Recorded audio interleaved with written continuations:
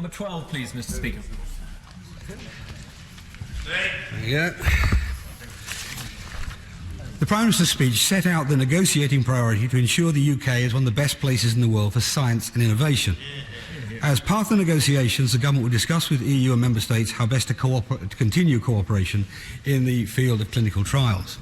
Now, with respect directly to his question, the UK successfully applied sustained pressure to reform the current directive in the best interests of patients and business.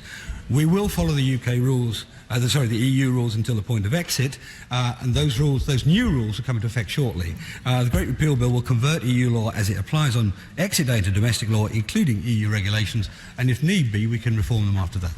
Mr. Douglas Carswell. Given the harmful effect of EU directives on clinical trials and science in the UK, when the time comes to write our own rules, can the Minister give an undertaking to listen to some of the clinical practitioners and scientists, not just the sort of big corporate vested interests whose business model depends on hiring an army of lobbyists in Brussels?